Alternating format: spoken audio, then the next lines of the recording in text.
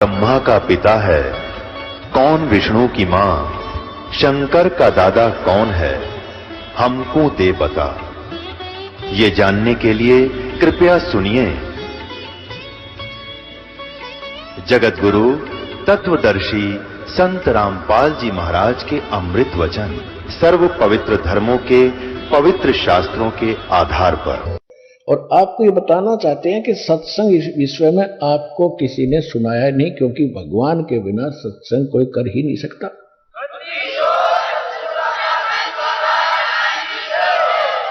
और भगवान 600 वर्ष पहले सत्संग करके गए थे और वो लिपिबद्ध हो गया था, वो सुख संवेद सच्चिदानंद घन ब्रह्म की वाणी, कबीर वाणी। और उस ज्ञान को आज अपने दास को बुद्धि दी है, जो दास समझ सके उस भगवान के गूढ़ रहस्यों को दिए हुए उसके ज्ञान को।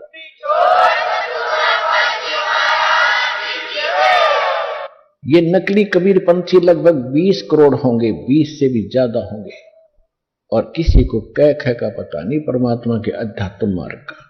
कबीर जी की वाणी क्या कहना चाहती है, इन्हीं को आधार लेते हैं, और कोई उनके पास यथार्थ ज्ञान नहीं, ना भक्ति और समाधान है, ना कोई पूजा की विधि उनकी परमात्मा के अनुकूल है।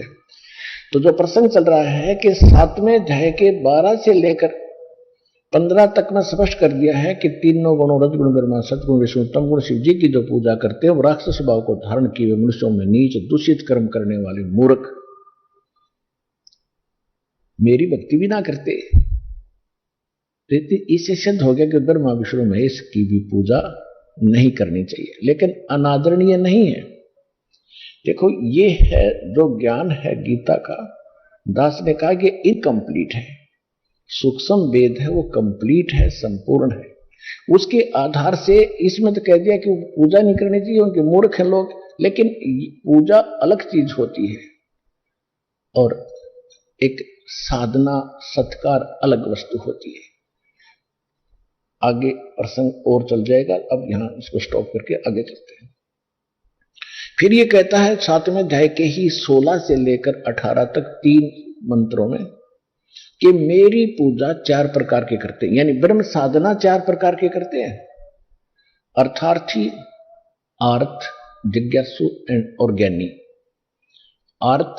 अर्थार्थी जो धन लाभ के लिए वेद मंत्रों से अनुष्ठान करते हैं, वो किसी अन्य जंत्र मंत्र या अन्य किसी और वाणी का सहयोग नहीं लेते, जैसे जय गणेश देवा इस तरह की आरती नहीं करते, वो केवल वेद मंत्रों से अपना अनुष्ठान करते हैं जैसा उनको ज्ञान है। वो केवल अर्थ लाभ के लिए ही करते हैं, लेकिन करते हैं वो ब्रह्म, मुझे ही आधार बनाकर ब्रह्म के ही पूजा मानते हैं। वो हम ब्रह्म साधना करें, जो वेदों अनुसार साधना ब्रह्म तक की सीमित है। दूसरे उसने बताया कि आर्थ कोई संकट निवारण के लिए वेद मंत्रों का ही अनुष्ठान करते हैं।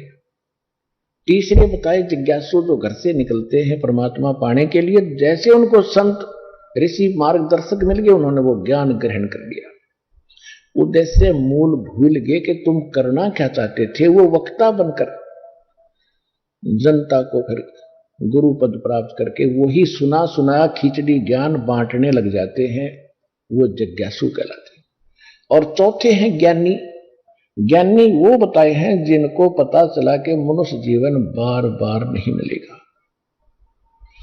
मानुष जन्म दुर्लभ है ये नलन बारंबार, जैसे तरवर से पुत्ता टूट गिरे वो बोर न लगता डारे, मानुष जन्म पाए कर जो नहीं रटे हरि नामे, जैसे कुआ जल बिना फिर बनवाया क्या काम।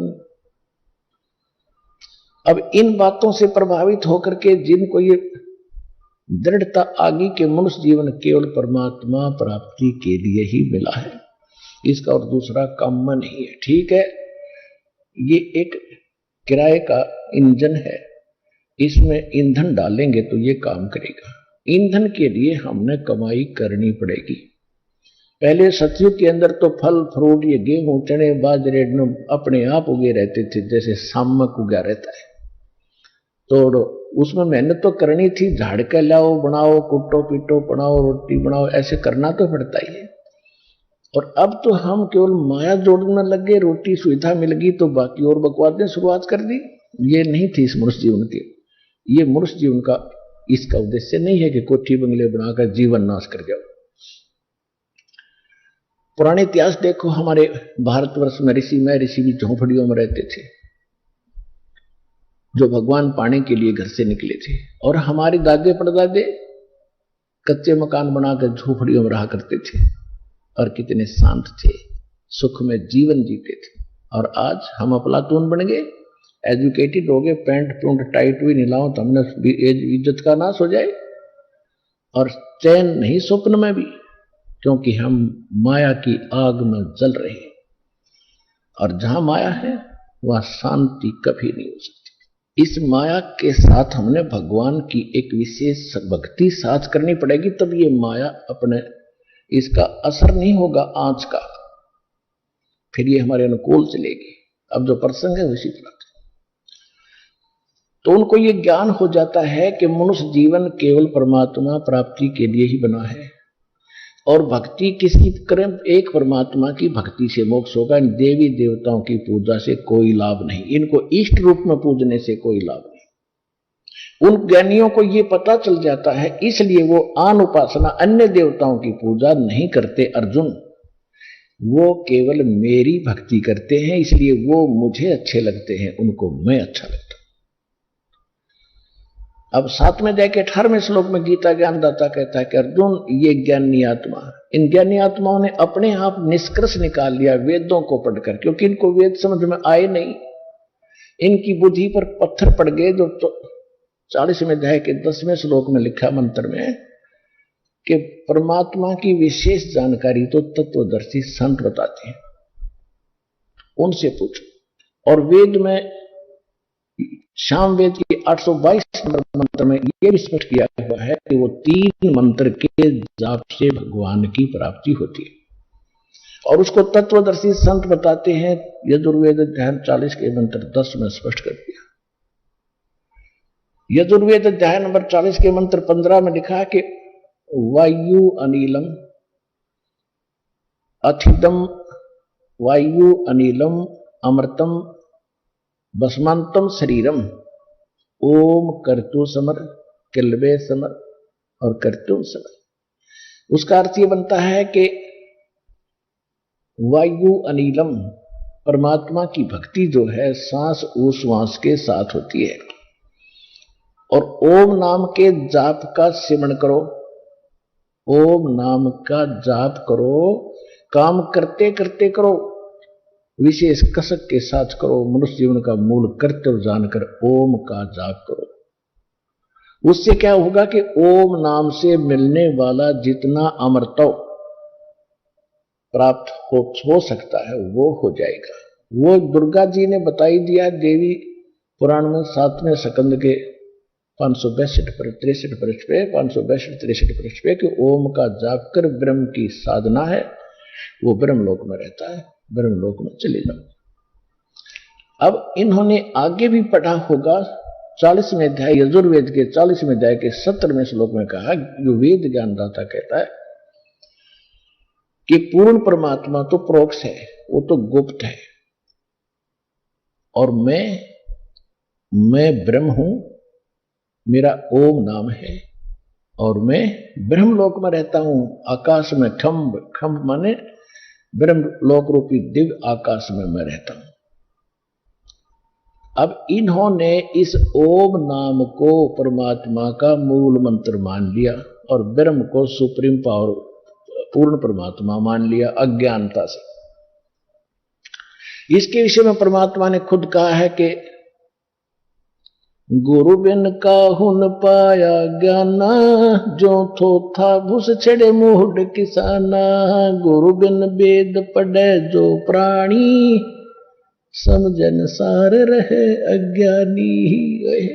इसी श्री देवी पुराण के अंदर सचित्र मोटा टाइप गीता प्रेस गोरखपुर से प्रकाशित 414 पृष्ठ पे व्यास जी बता रहे हैं कि राजन जन्मेजय को कि राजन सतयुग में ब्राह्मण वेद के पूरे विद्वान होते थे, और वो दुर्गा की पूजा करते थे।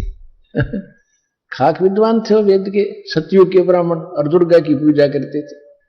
और दुर्गा कहती है ब्रह्म की पूजा करो, वो वहां तक भी वो जीना छीन की। ये सारे माया जोड़ू थे, सिद्धि सिद्धि प्राप्त करके प्रभु पा के फिर गधे बन के घूमा यहीं पर। जो प्रसंग चल रहा है कि वो इनको इन्होंने ओम नाम को फाइनल मान लिया। और फिर ये हठ योग कहीं है नहीं किसी भी अपने प्रमाणित ग्रंथ के अंदर जो तपस्या करते हो, ब्रह्मा जी, विष्णु जी, शिव जी को आप देखते हो। पुराणों में प्रमाण है कि 12,000 वर्ष तक विष्णु जी ने तप किया, श्री कृष्ण जी ने भी सैकड़ों वर्ष घोर तप किया पुत्र प्राप्ति के लिए। और किसी भी वेद या गीता में हठ योग का प्रावधान नहीं है, और ना सूक्ष्म वेद में। तो ये हठ योग कहां से आया? जब ब्रह्मा जी कमल के फूल पर बैठा था, खुद बता रहा है कि मुझे आकाशवाणी हुई तप करो तप करो। जब तक तो ब्रह्मा जी को वेद भी ना मिले थे, इसने तप किया। तो उस तप की आकाशवाणी भी इसने पूर्ण परमात्मा की मान ली, वेद में नहीं है, न गीता में। गीता अध्याय नंबर 17 के श्लोक नंबर 6 और 7, 8 में स्पष्ट किया है कि जो शास्त्र विधि को त्याग कर जो मनमान आचरण करते वो हैं तो नालायक आदमी। फिर भी वो 3 प्रकार के होते हैं, अब उनकी अपनी अपनी वैरायटी बताई है। फिर कहा कि ये जो मनमाना घोर तप तपते हैं, ये मुझे भी और इस कमलों के अंदर बैठे जितने देव हैं उनको भी दुखी करते हैं, इनको घोर नरक में डालूंगा। तो ऐसा सिद्ध है कि इससे सिद्ध है कि इसको करना ही नहीं था, क्योंकि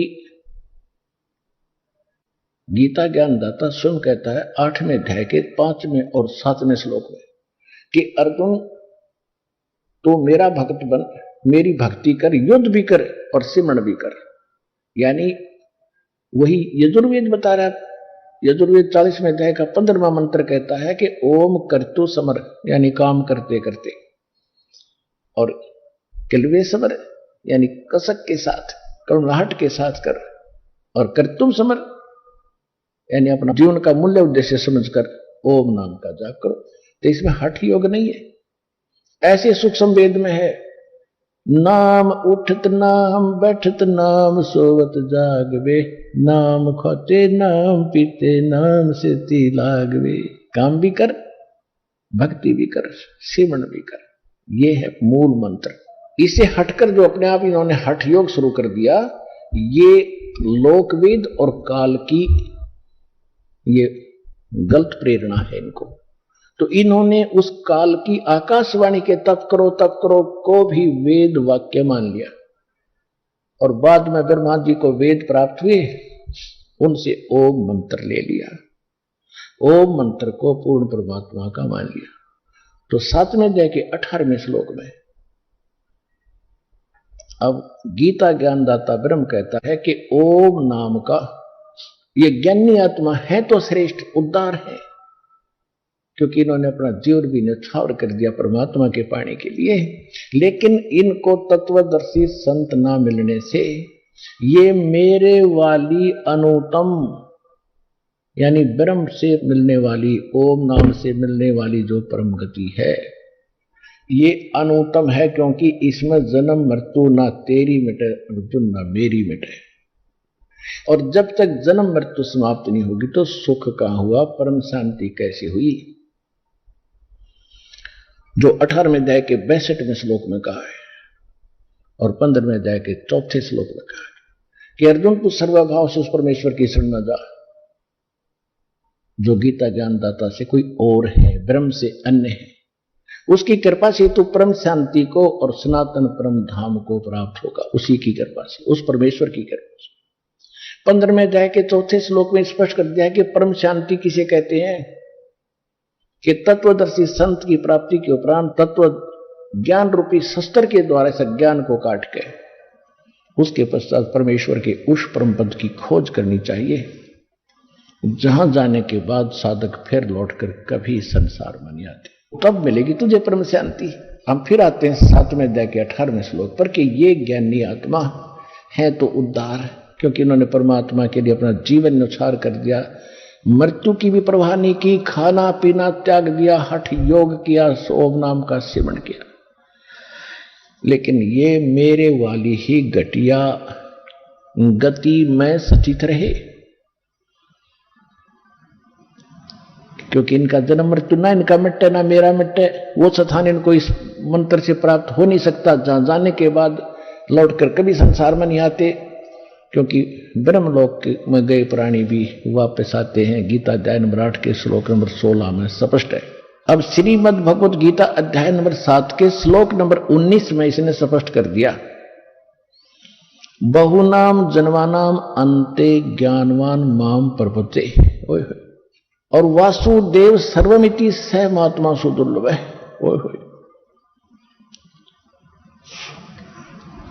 इसका कितना देखो, अगर ये इतने सिंपल होते ये ग्रंथ, तो इस दास से पहले पता नहीं कितने ऋषि झक मार कर चले गए, इनका कैखा का पता नहीं, वेदों का पता नहीं।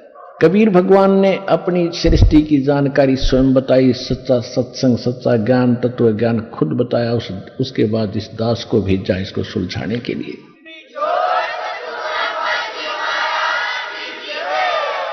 परमात्मा ने हमें अनुभव बताया है कि यदि कबीर साहब कपड़ा बुनते थे और यजमान जो होते थे कपड़ा बनाने वाले ने सूत लाकर देते थे दुल्हाओं को, और कोई सूत का थोड़ा सा 1 किलो भी वो लड़ी सी उलझ जाती तो सारा दिन लग जाता था दुल्हाओं को उसको सीधा करने में, सुलझाने में।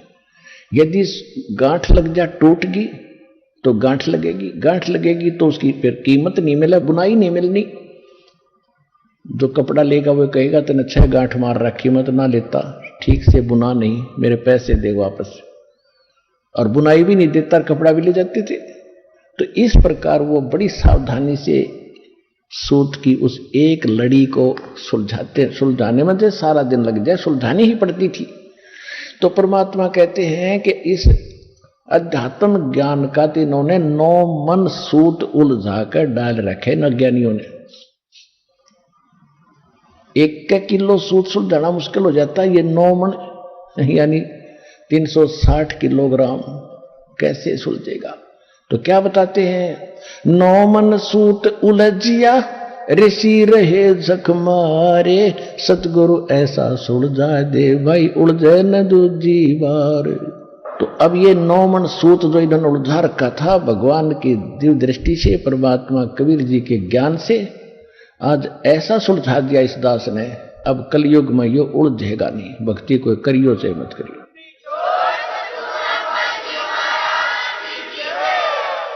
तो इसमें क्या बताया है कि अब प्रसंग चल रहा है कि पहले इसने बता दिया ब्रह्मा विष्णु महेश तीनों गुणों के पुजारी कैसे हैं, और मेरी भक्ति करते हुए भी उससे प्राप्त होने वाली गति भी अनुत्तम घटिया है। और यहां पर कितनी मूर्खता कर रखी है, चतुरता कर रखी है अनुवादकों ने। 7वें अध्याय के 18वें श्लोक में अनुत्तम का अर्थ कर दिया कि मेरी सर्वोत्तम गति में, सबसे अच्छी गति में सचित है। अरे बुद्धि भ्रष्टो, एक बैड वर्ड है अंग्रेजी में बैड, और एक गुड। और जहां पर बैड लिखा हो और उसका अर्थ कोई गुड करता है, अच्छा करता है, तो उसको कितनी परीक्षा में नंबर मिलेंगे? 0। और हमारे ये नकली धर्मगुरु क्या ले रहे थे?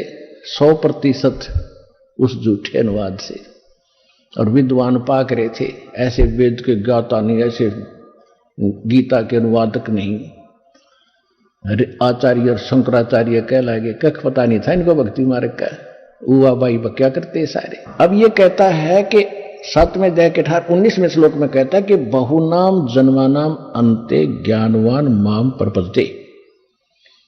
इसने बता दिया कि जो ब्रह्मा विष्णु महेश की पूजा करते हैं वो कैसे हैं, मेरी पूजा करते हैं वो भी कोई अंत, बहुत ही कोई एकाध भगवान आत्मा, ज्ञानी आत्मा, ज्ञानवान, किसी अंत के जन्म में मेरी ब्रह्म तक की साधना करता है। नहीं तो आन उपासना में आप देख रहे हो हिंदुस्तान में क्या उपासनाएं हो रही है। और वासुदेव सर्वमिति स महात्मा सुदुर्लभ है, ये बताने वाला कि वासुदेव का अर्थ ये श्री कृष्ण नहीं है। वासुदेव तो श्री कृष्ण जी के पिता का नाम था। और वेदों में वासुदेव का अर्थ है जो सबका मालिक हो, जिसकी सत्ता कण कण पर विद्यमान हो, सबके ऊपर जिसकी सत्ता हो, सबका overall controller, known as Vasudev, उसको वासुदेव कहते हैं। अब जैसे रजगुण ब्रह्मा, सतगुण विष्णु, तमगुण शिव जी, ये एक एक विभाग के मंत्री हैं। एक ब्रह्मांड में ये केवल 3 लोकों के ऊपर इनकी सत्ता है, पृथ्वी लोक, ऊपर स्वर्ग लोक और नीचे एक पाताल लोक है। इसमें एक विभागीय मंत्री हैं। ये एक ब्रह्मांड में भी कंप्लीट यानी वासुदेव नहीं है, सब में व्यापक नहीं, सबके ऊपर इसकी सत्ता नहीं है इनकी। इनके पिता है ब्रह्म, ये केवल 21 ब्रह्मांड के अंदर ही व्यापक है, ये सर्वव्यापक यानी वासुदेव नहीं है। गीता ज्ञान ब्रह्मा विष्णु महेश का जो पिता गीता ज्ञान दाता है, इसको सरपुरुष कहते हैं, इसको ब्रह्म भी कहते हैं, इसको ज्योत स्वरूपी काल निरंजन भी कहते हैं। और फिर इसके बाद परब्रह्म यानी इस ब्रह्म से नेक्स्ट ब्रह्म का क्षेत्र, उसको अक्षर पुरुष कहा है। वो केवल 7 संग ब्रह्मांड के अंदर मालिक है, वो कुल का मालिक सर्वव्यापक नहीं है, सबके ऊपर उसकी सत्ता नहीं है।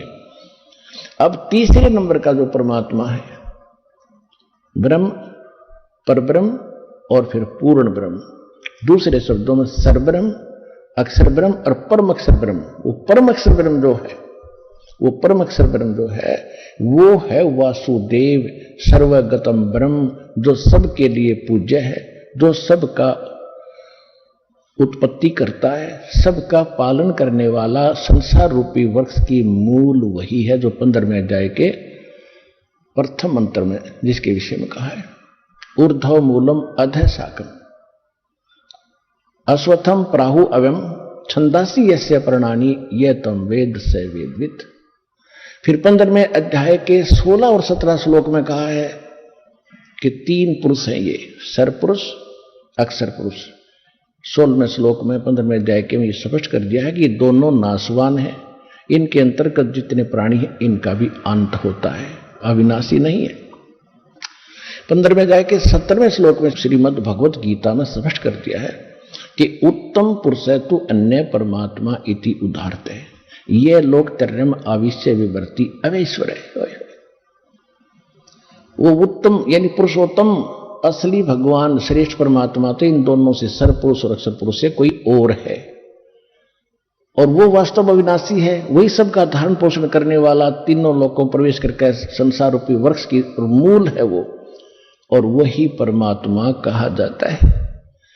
पुण्यात्माओं, 15वें अध्याय के 18वें श्लोक में भ्रम पैदा हो जाता है, और एक कोई सदानंद का इसका वो चिल्ला यूट्यूब पर डाल रखी है, उसने एक बकवास कि रामपाल 15वें अध्याय के 18वें श्लोक के बारे में क्यों नहीं बोलता, उसमें खुद कहता है गीता ज्ञानदाता मैं पुरुषोत्तम हूं। तो वो भाई साहब उसको समझाने ठीक से, यही तो बात बिगड़ रही है। अगर ज्ञान समझ में तुम्हारे आ जाता तो मुझे क्या जरूरत है थूक बिलोने की। आपकी सुनी हुई बातों को हम आगे पढ़ लेते, पढ़ ही रहे थे अभी तक। अब दास को बुद्धि दी है, उसका सुनो जवाब क्या है। अब जो गीता ज्ञान दाता बता चुका है 15वें अध्याय के 17वें श्लोक में कि उत्तम पुरुष है तू अन्य, इन दोनों से न्यारा है, तो उसी को परमात्मा कहते हैं। और वही तीनों लोकों में प्रवेश करके सबका धारण पोषण करता है। और 15वें अध्याय के 16वें श्लोक में दास ने आपको बताया दिया कि सरपुरुष और अक्षर पुरुष, सरपुरुष 21 ब्रह्मांड का स्वामी है और अक्षर पुरुष 7 संग ब्रह्मांड का स्वामी है। इनकी सतिथि बता दी। अब 15वें अध्याय के 18वें श्लोक में का क्या भाव है, उसमें यह कहा है कि अर्जुन, मेरे अंतर्गत जितने भी प्राणी यानी 21 ब्रह्मांड में जितने प्राणी हैं, चाहे वो जीवात्मा है, चाहे मनुष्य या किसी प्राणी के शरीर में, इनसे मैं उत्तम हूं, इनसे तगड़ा हूं, ये मेरे कंट्रोलर में है, मैं इनका संचालक हूं। और जिस कारण से लोक वेद के आधार से, लोक वेद माने दंत कथा के आधार से, मैं पुरुषोत्तम प्रसिद्ध हो रहा हूं इनमें। और उसने स्पष्ट कर दिया कि पुरुषोत्तमता 15वें अध्याय के 17वें श्लोक में बता दिया, वो है पुरुषोत्तम जो तीनों लोकों में प्रवेश कर सबका धारण पोषण करता है, और वो वास्तव में अविनाशी है। इसका ये अर्थ है। तो इस श्लोक को दास छोड़ देता था क्योंकि ये हमारे इस चैप्टर में नहीं आता था, इसलिए उनको भ्रम पैदा हो गया। अब वो भक्त सुनेंगे श्रद्धालु तो उनकी अकल ठिकाने आवेगी, सच्चाई सच्चाई होती है।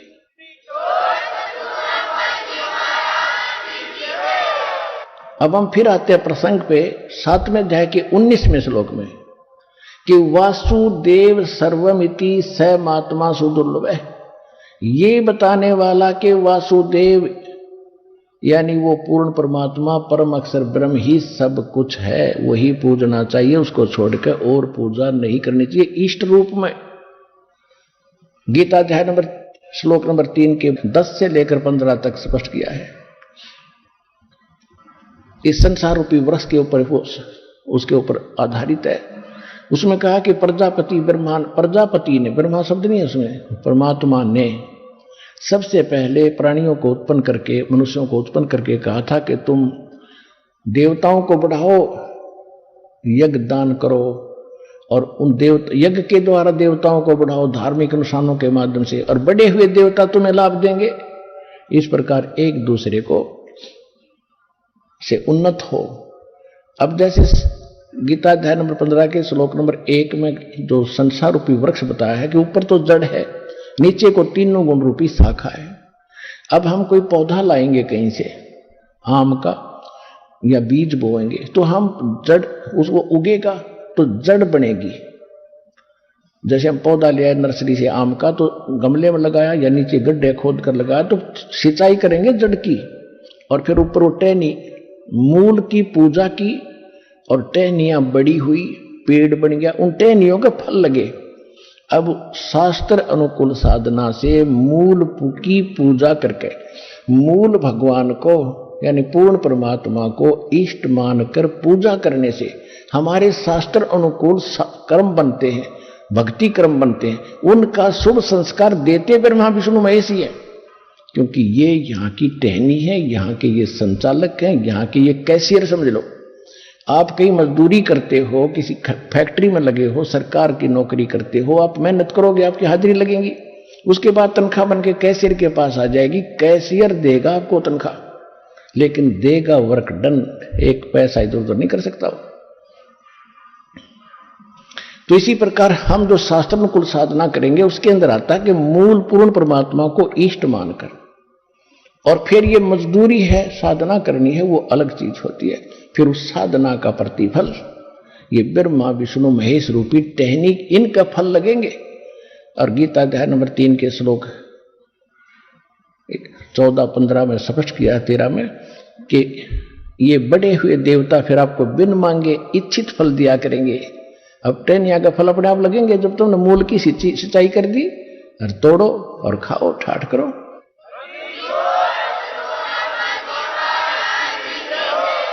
तो ब्रह्मा विष्णु महेश हमारे अध्यात्म मार्ग में इस भक्ति रूपी पौधे के अंग हैं, टहनियां हैं, इनको छोड़ नहीं सकते।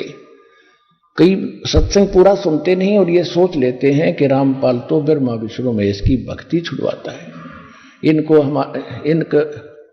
इनकी पूजा नहीं करने देता। देखो, पूजा कोई अन्य वस्तु होती है और साधना कोई और वस्तु होती है। हमारा पूज्य होता है जिस वस्तु को हमने प्राप्त करना है। हमारा पूज्य है सतलोक और सतपुरुष। वो कैसे मिले? वो साधना जो हम करेंगे वो पूजा में नहीं आती। जैसे हमने जल प्राप्त करना है पृथ्वी से, और पृथ्वी हमारा पूज्य है, हमारा प्राप्य वो है, प्राप्त करने योग्य वस्तु जल है। उसके पाने के लिए जो भी इंस्ट्रूमेंट हम प्रयोग करेंगे, उपकरण, और जो मजदूरी करेंगे, वो हमारी साधना है, वो पूजा नहीं है। लेकिन साधना के बिना पूज्य वस्तु मिल नहीं सकती। तो ब्रह्मा विष्णु महेश के जो प्रथम मंत्र आपको दिए गए हैं, ये समझ लो अपने साधना है या पूजा नहीं है। क्योंकि हमने सतलोक जाना है, वो स्थान पाना है, वो परम गति पानी है, जहां जाने के बाद साधक फिर लौटकर कभी संसार नहीं आते, वो सदा सुखी होती है, परम शांति प्राप्त होती है। वो है सतपुरुष, और सतलोक हमारा प्राप्य वस्तु है, पूज्य है। पूजा तो हम उसकी कर रहे हैं। जैसे हमने कोई सेब खानी है तो सेब के लिए पहले मजदूरी करो। मजदूरी कर रहे हैं कि किस लिए सेब खाऊंगा, तो वो पैसे लेकर मार्केट में गए, सेब बोला, उसने तोला और हमने खाया। तो ये मजदूरी थी, उसका पूज्य सेब था। इसलिए ये मजदूरी है जो जल प्राप्ति के लिए हैंडपंप लगाते हैं, फिर उसको मेहनत करते हैं। पूजा जल की जाती है। इसी प्रकार पूजा हम सत्पुरुष की करते हैं और ये ब्रह्मा विष्णु महेश के मंत्र जो है ये हमारी साधना है, ये स्पष्ट कर देना दास चाहता है।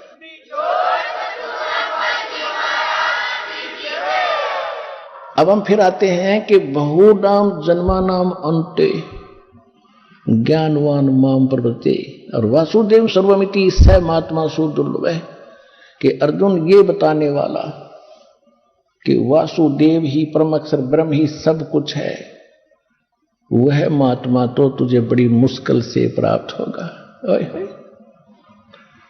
अब सूक्ष्म वेद में क्या बताया है, एक समय एक पंजाब में लुधियाना के पास एक वासियर गांव है, वासियर पिंड, वहां का एक बहुत बड़ा किसान सिख जमींदार था, उसका नाम था राम राय। पहले ये सिंह तो गुरु गोविंद सिंह जी के बाद ही ये सिंह ज्यादा लगाने लगे, पहले अपने ये सिंपल नाम थे अपने जैसे। इनके पहले वाले 9 धर्म गुरुओं के भी ऐसे ही सिख गुरुओं के नाम हैं, सिंपल अपने हिंदुओं जैसे। वो तो कहने का भाव ये कि राम राय नाम का एक 800-900 बीघे का किसान था, जमींदार था, और वहां के लोग भगवान की इस वाणी के बड़े ज्यादा इच्छुक होते हैं, इनकी बड़ी कसक होती है, ये सुनकर बड़े प्रभावित होते हैं, आकर्षित होते हैं। उस समय आदरणीय गरीबदास साहिब जी को परमात्मा कबीर जी सतलोक लेकर वापस छोड़ चुके थे, वो इस वाणी को उन्होंने लिखवा दिया था। इस वाणी को उनके शिष्य गरीबदास जी के शिष्य पढ़ा करते थे। जैसे आप पढ़ते हो नित्यनेम में, इसमें एक ब्रह्म वेदी आती है, ब्रह्म वेदी, ज्ञान सागर अति उजागर निर्विकार निरंजनम। तो ये इस ब्रह्म वेदी को एक गरीबदास जी का शिष्य कहीं सफर कर रहा था, रास्ते में वासियर गांव के बाहर बनी में रुक गया, गर्मियों का समय था। उस शाम ने रात में बनी में रुका, वहां नहा धोकर सुबह वो नित्यनेम कर रहा था, जुबानी याद थी उसको। ये राम राय जी सुबह सुबह फ्रेश होने के लिए बनी में गया था, गांव से बाहर, पिंड से बाहर, तो उसने वो आवाज कानों में पड़ी तो बहुत प्रभावित हुआ। उस भगत के पास बैठकर काफी देर वो वाणी सुनता रहा। तब ये वाणी किस महापुरुष की है, हमने गुरु ग्रंथ साहिब में तो कभी सुना नहीं इसको। ये तो मेरी आत्मा को खींच रही है जैसे चुंबक खींचता है, ये किस महापुरुष की है। उन्होंने बताया कि एक गरीबदास साहिब नाम के एक महापुरुष हैं, महात्मा, गांव छुडानी, जिले जब थे नहीं, गांव छुडानी दिल्ली के पास, वहां उस गांव में है। रामराय जी ने पूछा क्या वो महात्मा अभी जीवित है जिन्होंने ये अमरवाणी बोली है? हाँ जी जीवित है। तो उन्होंने सोचा कि ऐसे महापुरुष के दर्शन करने चाहिए। ये सोचकर वो छुडानी पहुंचा। छुडानी जाकर गरीबदास जी से उनकी काफी देर तक चर्चा हुई, और परम गरीबदास जी तो परमात्मा को आंखों देख चुके थे, सारा ब्रह्मांड देख चुके थे। उन्होंने बताया, हम सुल्तानी नानक तारे दादू को उपदेश दिया, जात दुलाहा भेद न पाया, वो काशी माहे कबीर हुआ। राम राय जी ने कहा कि भगवान ये महाराज जी, ये बात तो आज तक किसी ने नहीं बताई कि नानक साहिब जी को भी बेई नदी पर कबीर जी ही मिले थे, और सचमुच ये ज्ञान आपका जो है तो अनोखा ज्ञान है। गरीबदास जी ने कहा कि ये बातें मैंने अपनी दिव्य दृष्टि से देखी है, परमात्मा की कृपा से मुझे ज्ञान प्राप्त हुआ। ये एक एक वर्ड सत्य है, एक एक शब्द सत्य है। तो क्या कहता है कि हे भगवान, ये ज्ञान तो आज तक किसी ने हमें बताया नहीं।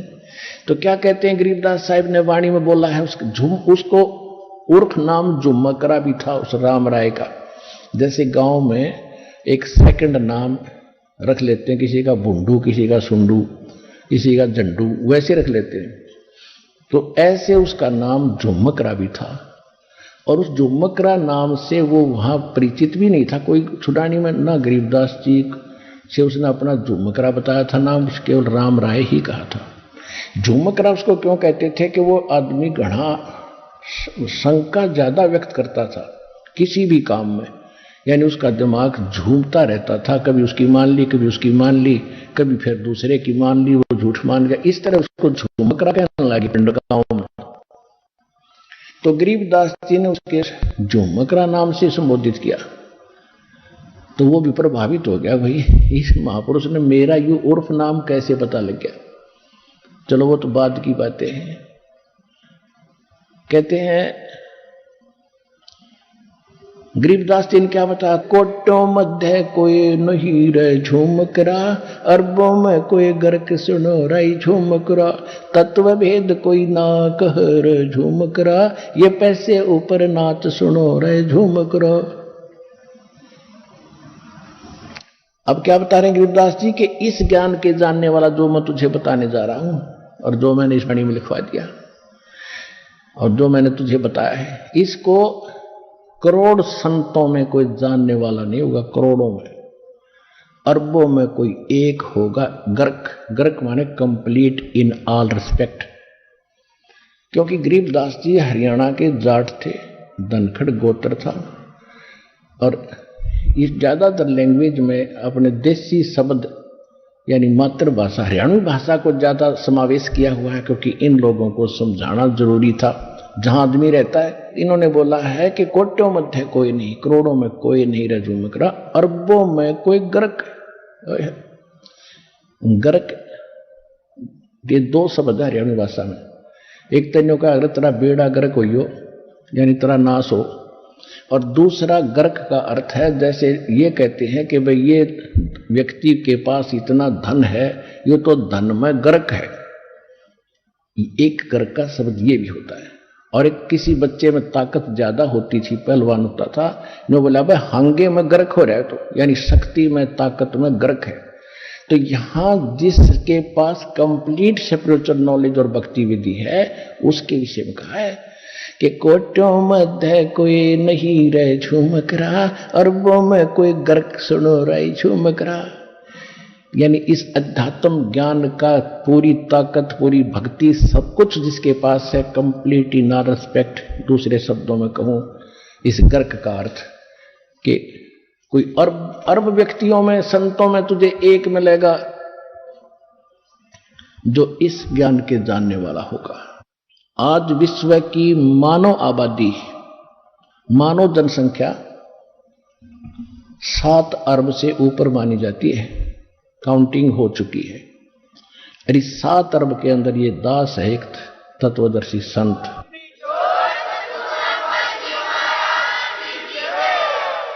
फिर क्या बताया है कि तत्व भेद कोई ना कह रे झूमकरा, ये पैसे ऊपर नाच सुनो रही झूमकरा।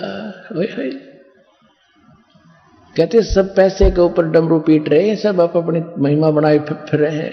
पैसा चाहिए इन संतों ने, इनको किसी मोक्ष से कोई लिंक नहीं, क्योंकि इनको खुद ज्ञान नहीं। औरों पंथ बतावे ही आप न जाने राह। गरीबदास जी कहते हैं औरों को तो गाइड बने बैठे और खुद मालूम नहीं भगवान कौन है, कैसा है, उसकी भक्ति कैसी है। तो ऐसे नकली संतों ने पूरे विश्व के मानव को भ्रमित कर दिया। गुरुआ गांव बिगाड़े संतो, गुरुआ गांव बिगाड़े। ऐसे कर्म जीव कला दिए, ईव जड़े नहीं जाड़े, कि ऐसे गलत मार्ग पर इनको लगा दिया भोली आत्माओं को। अब हम समझाते हैं, हमारी कोई मानता ही नहीं। पर भी लेन जाते है दुनिया, हमारा ज्ञान किने ना सुनिया। पर भी लेने जाते हैं, कोई केदारनाथ जाता है, कोई वैष्णो देवी जाता है, कोई कहीं, और वहां अपने जीवन से हाथ धो बैठते हैं भोली आत्माएं। और हमारा ज्ञान कोई सुनता ही नहीं। घर बैठे भक्ति करो। ये है सतलोक रूपी, सतलोक आश्रम बरवाला, मिनी सतलोक आपका अमरधाम, अमरनाथ समझ लो, इसने केदारनाथ समझ लो। अब प्रसंग चल रहा है, वहीं आते हैं हम कि कोट्यों मध्य बहु नाम जन्मा नाम अंते, ज्ञानवान माम पर्वते, और वासुदेव सर्वमिति सैमात्मा सुदुर्लभ है। पुणात्माओं, प्रारंभ में दास प्रत्येक पुस्तक को रूबरू कर करके बोलता पीछे था, दिखाता पहले था। तो आम जनता जन ये कहा करती हमारे भक्तों को कि वो कैसा गुरु है, वो तो पुस्तक पढ़ पढ़ कर सुना रहा है। मैं पुस्तक पढ़, भगत भी मुझे कहते कभी ना किसी माध्यम से मुझे बताते जी ऐसा कहते हैं। तो मैं उनसे कहता था, भाई कुछ दिन धैर्य रखो बेटा, उनको तो कहने दो, बालक है, उन्होंने तो वो टीचर गलत मिले जो 2 दूना 6 पढ़ा रहे। ये 2 दूना 6 को 2 दूना 4 सिद्ध करना है, और ये दिखाए बिना कोई मानने को नहीं। अब दास आपको 2.5-2 घंटे का सत्संग वर्बली कर रहा है, सारे उस लोग बता रहा है। अगर ये बगैर दिखाए आपको पहले बताता तो एक नहीं सुनते, उठकर चले जाते आप लोग। पहले आपको पहली के बच्चे की तरह उंगली लाला पढ़वाया, ये देख, ये देख, ये लिख रखा है, यू लिखा, ये वेद में, ये गीता में, ये पुराण में, ये कुरान में, ये वेदों में, ये भगवान ने बताया।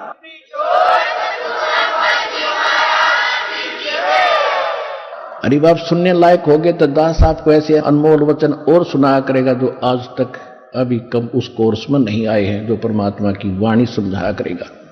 तो समझने के योग्य बनाने थे पहले आपको, इसलिए प्रमाण दिखाने थे। ये पहले दास सन 1994 से लेकर सन 2000 तक 1 तक परमात्मा की वाणी जो सूक्ष्म वेद से ज्ञान देता था, लेकिन जिनको लाभ हो गया वो तो मानते थे भगवान कबीर जी, क्योंकि उनके पास विकल्प नहीं बचा था, बाकी अन्य नहीं मानते थे। 2001 में परमात्मा से विनय की इस दास ने कि परमात्मा, ये तो अंडरस्टूड आप परमात्मा है, लेकिन आपको परमात्मा कैसे सिद्ध कर पाएगा ये दास? एकदम प्रेरणा हुई कि वेद मेरा भेद है, मैं ना वेदन के माही, और जौन वेद से मैं मिलूँ ये वेद जानते नहीं। अब वेद तो हमारे पास थे नहीं, गीता थी मंगवाई, देखा। जब भगवान ने ये बोल रखा कि मेरी महिमा है सारी, तो अवश्य इसमें कोई बात जरूर पावेगी कि भगवान का वचन गलत नहीं हो सकता।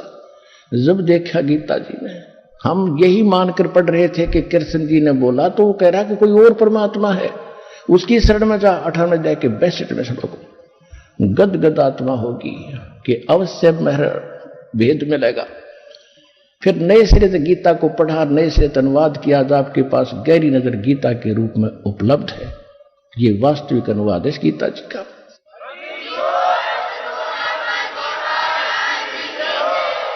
और गीता ज्ञानदाता खुद कहता है, मेरा मैं नाशवान हूं, मेरी जन्म मृत्यु होती है। ओए होए। फिर देखा वेदों को, वेद संस्कृत में अनुवाद करनिया मैं ऋषि दयानंद, जिसने भट्ठा बैठा रखा, अनुवाद गलत कर रखे, जैसे गीताड़न कर रखे थे, उत्तम का अनुत्तम का अति उत्तम लिख रखा। फिर भी परमात्मा ने जो बुद्धि दी थी दास को, उनके अनुवाद देखे, फिर उनसे हटकर अनुवाद यथार्थ किया, और फिर उससे ये भेद सामने आया कि कबीर इज गॉड। वेद बताते कबीर इज गॉड, वेद बताते परमात्मा साकार है।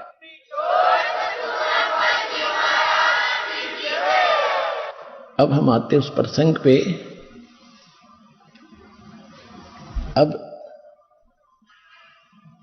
गीता ज्ञान दाता कहता है कि जब तत्वदर्शी संत तुझे मिल जाएगा और वही बताएगा कि कौन है वो परमात्मा और कैसा है वो भगवान, वो तत्वदर्शी संत गॉड गिवन स्पिरिचुअल नॉलेज से का जानकार है, नॉन है। तो यहां गीता अध्याय नंबर 20, 21, 22 और 23 में क्या लिखा है? गीता ज्ञान दाता कहता है कि ये जो अन्य देवताओं की पूजा करते हैं वो मेरी पूजा ही मानकर कर रहे हैं। जैसे हम श्याम जी ने पूजा करते, वो पूजा भगवान की मान रहे थे कि भगवान की भक्ति, भगवान रूप में ये पूजते हैं, ये भगवान की भक्ति कर रहे हैं।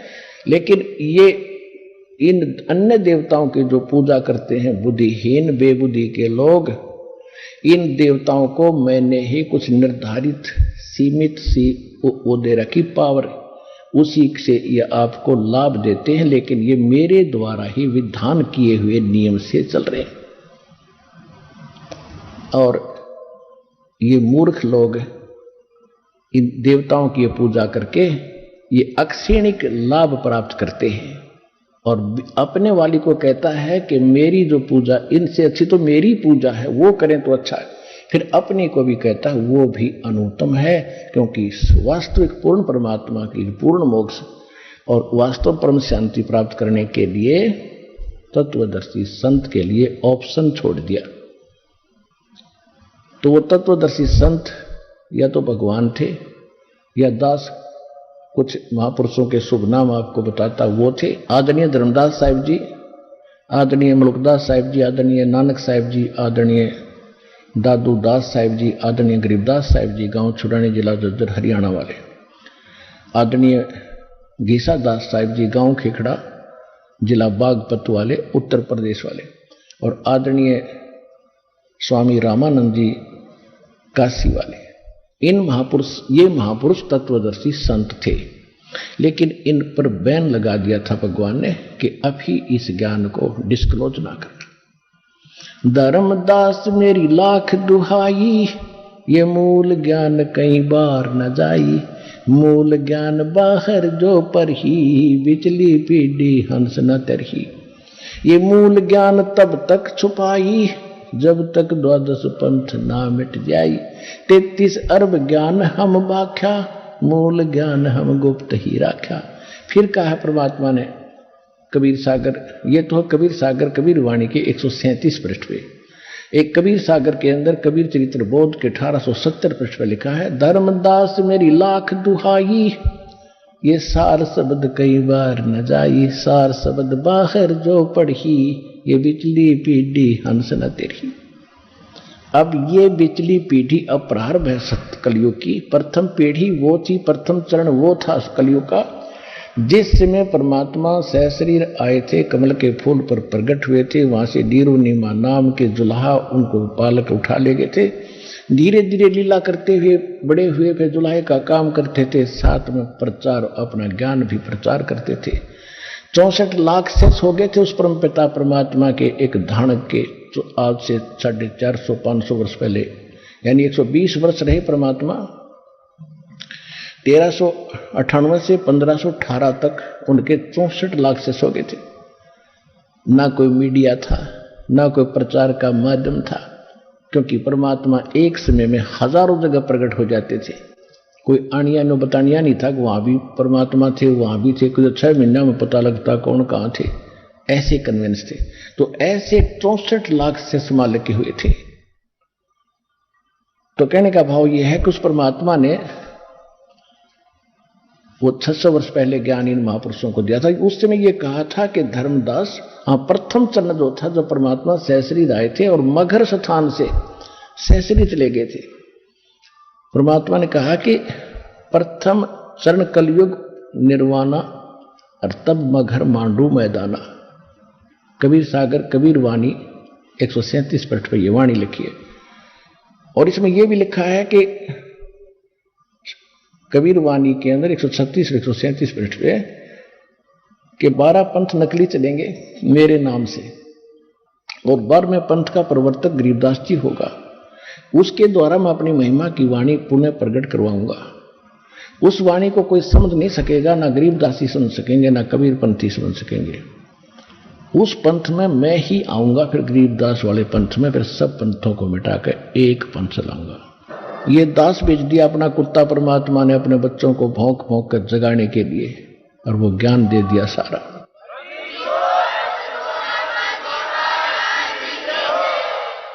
तो ये प्रथम चरण वो था कलयुग का। और फिर बिचली पीढ़ी बता दी कि एक बार काल का और परमात्मा का संवाद हुआ था। काल ने कहा था आप कहां जा रहे हो। पहले तो बकवास करी थी, जो भगवान के सामने इसकी पार नहीं बसाई, तो इसने फिर फरियाद करी थी कि परमात्मा कहां जा रहे हो, कि मैं नीचे जाऊंगा और तेरी पोल खोलूंगा, सब्जियों को बताऊंगा तू भगवान नहीं है, तू काल है, तू कपटी है, या छुपा बैठा है, तेरा किसी को मालूम नहीं, तेरा भेद बताऊंगा, और सत भक्ति दूंगा जो मेरे को मालिक ने दी है। परमात्मा अपने को छुपा कर यहां लीला कर रहे थे। यदि उस काल को पता चल जाए ये स्वयं भगवान खड़े हैं तो कलेजा फट जाता, उसका हार्ट अटैक हो जाता। तो इसलिए मालिक छुप कर आए, अपना भेद छुपा कर अपने आप को एक दास बताए कर यहां लीला करे हमारे लिए। तो उसने कहा कि आप क्या क्या करोगे, कैसे करूंगा, एक सतनाम दूंगा और सबको पार कर दूंगा। सब यहां से तेने क्या हाल कर रखा है, इनका हाहाकार मचा हुआ है। तो फिर इसने विनय की थी कि 3 युगों में जीव ना ले जाना भगवान, 4थे युग में कितने ले जाना। परमात्मा को मालूम था कि सतयुग त्रेता द्वापर में ये दुखी नहीं होंगे। और जब तक ये दुखी नहीं होंगे इतना मुझे पहचानेंगे नहीं। जैसे दास पूजा कर रहा था रामकृष्ण बाबा श्याम जी हनुमान जी की, और घर में सुख हुआ, पढ़ा, नौकरी लग गया, ब्याह हुआ, बेटा बेटी हुई, सारे सुख हो गए। और हम सोचा करते थे श्याम जी दे रहा है, कभी हनुमान जी कृपा कर रहे हैं, कभी विष्णु जी कृपा कर रहे हैं, अरे मिल रहा था प्रारब्ध। तो परमात्मा ने ये बताया कि जब तक तुम किसी की पूजा करते रहो, तुम्हारे पुण्य चलते हैं, तो भगवान आपको सुख देता ही रहेगा, चाहे उसको गाली देते रहो। और जब पुण्य समाप्त होंगे, जब देखना जिन पूजाओं को तुम कर रहे हो वो कोई भी कुछ भी साथ आपको नहीं दे पाएगी। तो सतयुग त्रेता द्वापर में इनके पुण्य चलते हैं, और ये किसी की भी पूजा करते सुखी नजर आते हैं। इसलिए भगवान की यथार्थ ज्ञान को स्वीकार कोई करने वाला था ही नहीं। इसलिए परमात्मा ने काल को कह दिया, ठीक है तथास्तु। चौथे युग में फिर काल बोला, ऐसे कर दूंगा इनको, ये भक्ति योग्य नहीं छोड़ूंगा, विकारी बना दूंगा, पत्थर पूजन पे लगा दूंगा, तीर्थ बनवा दूंगा, और इनकी ऐसी बुद्धि भ्रष्ट कर दूंगा, तेरा ज्ञान नहीं सुनेंगे। इसने दूसरी बात ये कही थी कि परमात्मा ने कहा था चौथा युग जब कलयुग आएगा तब मैं अपना एक दास बेचूंगा। परमात्मा छुपकर ही बोलते हैं। तो इसने एक प्रार्थना की थी कि भगवान कलयुग में पहले मेरे दूत चले जा प्रचारक, उसके बाद अपने भेजना। परमात्मा बोला तथास्तु भाई, चलिए अभी तेरी मान ली। उसने चतुरता तो यह करी थी कि सब नहीं सा कंडम करवा दूंगा, झूठे पंथ बना के, नकली पंथ चला के, ये हजूर साहेब और फलाना साहेब क्या करेंगे, कख इनके पास नहीं, तो सारे भक्तिहीन होकर मेरे मुख मांगेंगे। परमात्मा को मालूम था कि पहले अगर इसके दूत नहीं जाएंगे तो फिर हम बिनता कैसे बताएंगे। परमात्मा बोले तथास्तु। आइए अब हम उन श्रद्धालुओं के अनुभव जानते हैं जो जगत गुरु तत्वदर्शी संत रामपाल जी महाराज जी से दीक्षा प्राप्त कर चुके हैं तथा उनके द्वारा बताए गए भक्ति मार्ग पर चल रहे हैं। सर नमस्कार। नमस्कार सर जी। सर क्या नाम है आपका? सर जी मेरा नाम सुरेश कुमार है। सर कहाँ से आए आप? सर जी मैं तहसील सरकाघाट डिस्ट्रिक्ट मंडी से आया, हिमाचल प्रदेश से आया हूँ। संत रामपाल जी महाराज से नाम दीक्षा कब ली आपने? सर जी मैंने 16/2/2014 को संत रामपाल जी महाराज से नाम दीक्षा ली। सर संत रामपाल जी महाराज से नाम दीक्षा लेने से पहले आप क्या भक्ति साधना करते थे? सर जी जब मेरी उम्र 21 वर्ष की थी तो मैं परमहंस से मिशन से जुड़ा हुआ था, जो कि यहाँ पर प्रचलित है, और अम्बाड़ा से ये शाखा आई हुई थी। भक्त ज्ञानचंद जी के महाराज के द्वारा ये शाखा लाई गई थी यहाँ, और यहाँ इसके बहुत से अनुयायी हुए, जो कि आजकल 2-3 हिस्सों में बंट चुकी है शाखा। कभी कहीं कोई शाखा कहीं है, कोई कहीं है। सर आप परमहंस शाखा से जुड़े हुए थे, फिर संत रामपाल जी महाराज से नाम दीक्षा क्यों ली आपने?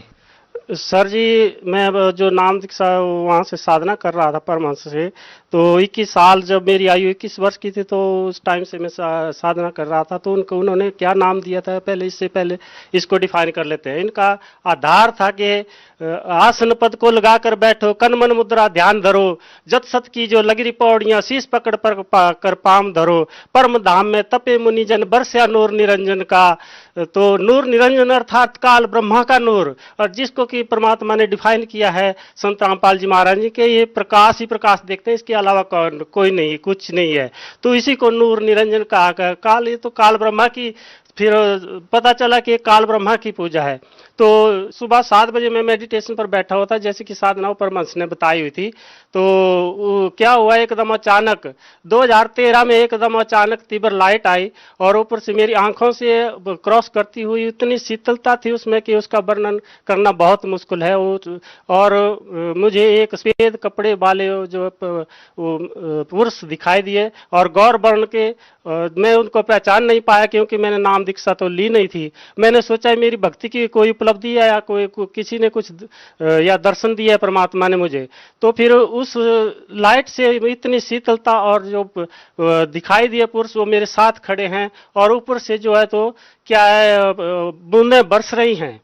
पता नहीं वो अमृत था या क्या था, छोटी छोटी बूंदें बरस रही है, और इतना सुख आनंद का महसूस हुआ जिसका वर्णन करना बहुत ही मुश्किल है। आज उस समय को मैं याद करता हूं तो शायद जिंदगी का ये मेरा बहुत सुनहरा मौका है, यहाँ से बाद ऐसा मौका नहीं आएगा। तो इसके बाद 2014 में क्या हुआ, मैंने जब टीवी पर देखता था, मैं पहले से इंटरेस्ट रखता था इस भक्ति मार्ग की, तो क्या हुआ 2014 को अचानक मैं देख रहा था, सत्संग टीवी पर लग गया, तो संत रामपाल जी महाराज जी ने उस सत्संग को सुनाया, तो मुझे याद आया कि ये महात्मा, ये संत तो मुझे मेडिटेशन के दौरान दिखाई दिए। मैंने इंटरेस्ट लिया उसको देखने का, तो वो शास्त्रों को खोलकर, वेदों को खोलकर, गीता बाइबल को खोल करके सब कुछ दिखा रहे हैं, और मेरे मन में शंका रही कि वास्तविक नाम जो है उसको कब डिफाइन करेंगे। जब मैं डेली सुनता रहा, तो उन्होंने फिर जब बाद में एक दिन कहा कि वास्तविक मंत्र जाप क्या है, वो श्वासों में कैसे सिमरा जाता है, वास्तविक जाप तो श्वासों से होता है। तो जब उन्होंने डिफाइन किया पूरी तरह, तो मैं रो पड़ा और नीचे बिस्तरे पर बैठ गया और अंधे मुख लेटा रहा और रोता रहा कि मैंने कहा, परमात्मा आप कहाँ हो, आप तो परमात्मा है, कहाँ हो आप? तो मैंने जो नीचे पट्टी चली हुई थी उसमें देखा, तो उसमें जैसे नंबर नोट किया, और मैंने तो दूसरे तीसरे दिन फिर फोन लगाया बरवाड़ा को। उसके बाद मैं सतलोक आश्रम बरवाड़ा पहुंचा और मुझे नाम दीक्षा दे दी कि वहाँ तो ना कुछ पैसा लिया, ना मेरे से ना कुछ मुफ्त। सर, संत रामपाल जी महाराज से नाम दीक्षा लेने के बाद आपको क्या लाभ मिले? सर जी, सबसे पहले लाभ तो हुआ कि मैं बीमार रहता था और मेरी हार्ट प्रॉब्लम चली हुई थी, और पंडितों ने कह दिया था कि आप 18 साल तक तो बहुत बीमार रहोगे, आपकी एक साइड जा सकती है। तो इसके बाद जब परमात्मा ने मेरे को सत साधना बताई, मैं उसके नियम के और साधना के अनुसार चलता रहा, और आज मैं बिल्कुल ठीक हूँ। और वैसे तो पहले मेरी नाम दीक्षा लेने से पहले जब वो दशा चल रही थी, तो मैं ठेकेदारी का काम करता, मेरी ठेकेदारी छूट गई थी, दिहाड़ी लगाना भी मुश्किल हो गया था, लेकिन आज मैं दिहाड़ी लगाता हूं और बिल्कुल ठीक हूं। दूसरा लाभ ये हुआ कि मैं ऊपर छत पर काम कर रहा था, स्लैब के लिए सरिया मोड़ रहा था, तो ठेकेदार हुआ जो 2-3 लेबर वाले गवाही हैं, साक्षी हैं इस बात के।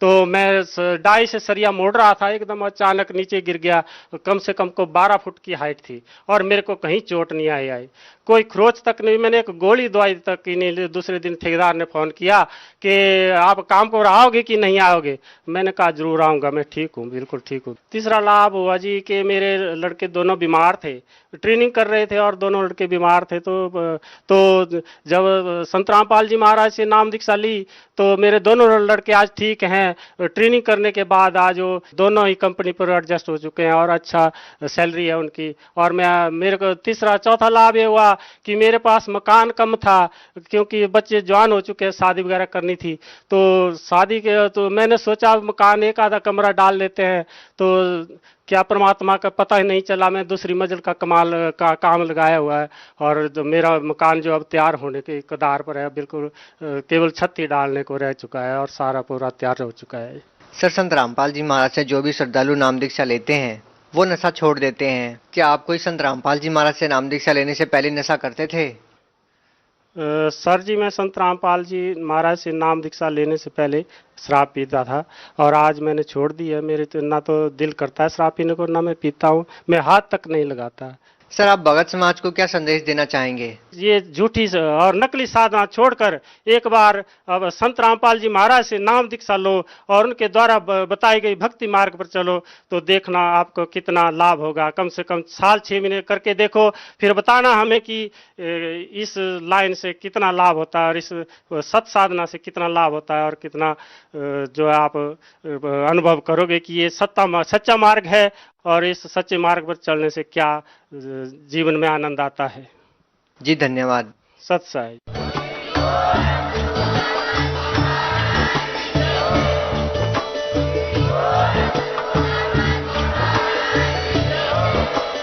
आप सुन रहे थे जगत गुरु तत्वदर्शी संत रामपाल जी महाराज जी के मंगल प्रवचन। अधिक जानकारी के लिए विजिट कीजिए हमारी वेबसाइट www.jagatgururampalji.org। संत रामपाल जी महाराज जी के शुभ आशीर्वाद से पूरे विश्व भर में 500 से भी ज्यादा नाम दीक्षा केंद्र हैं, जिन पर संत रामपाल जी महाराज जी द्वारा ऑनलाइन